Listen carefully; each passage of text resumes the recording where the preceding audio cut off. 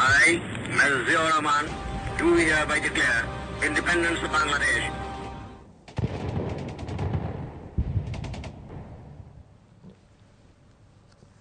অগ্নিঝরা মার্চের ১৩তম দিন আজ। ১৯৭১ সালের মার্চের দিন যত গড়াচ্ছিল, স্বাধীনতাকামী বাঙালির ঐক্য ততই সুদৃঢ় হচ্ছিল। চলমান অসহযোগ আন্দোলনের সঙ্গে দৃঢ় একাত্মতা ঘোষণা করছিল স্বাধীনতাকামী বিভিন্ন সংগঠন।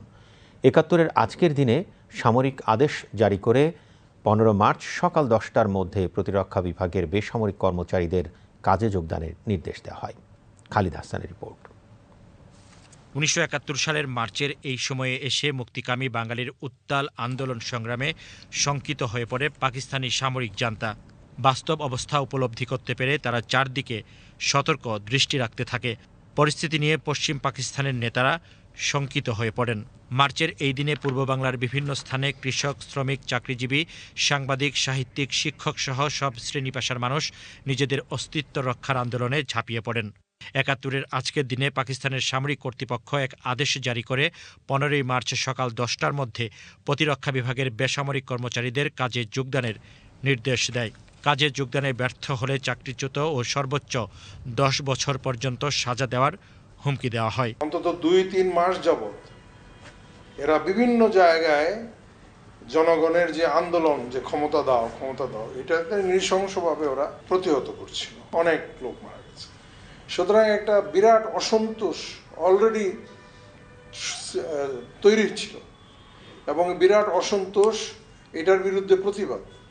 কিন্তু দুঃখজনকভাবে বলতে হয় যে তৎকালীন আওয়ামী লীগ দলটি বা দলের নেতৃবৃন্দ তারা এই ব্যাপারে কোনো সিদ্ধান্ত দিতে পারছিলেন না যে জনগণ কি অস্ত্র হাতে নিয়ে যুদ্ধ করবে, প্রতিহত করবে।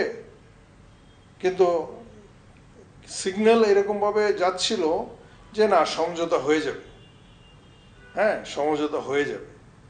তো এই যে একটা দোদুল্যমান পরিস্থিতি, অনিশ্চিত পরিস্থিতি, এই অনিশ্চিত পরিস্থিতিতে উত্তেজনা শুধু বাড়ছিল, কিন্তু ওই তৎকালীন রাজনৈতিক নেতারা সেটা ওই মোকাবেলা করার সেই নৈতিক শক্তি ছিল না, কারণ তারা স্পষ্ট করে কিছু বলতেছে না।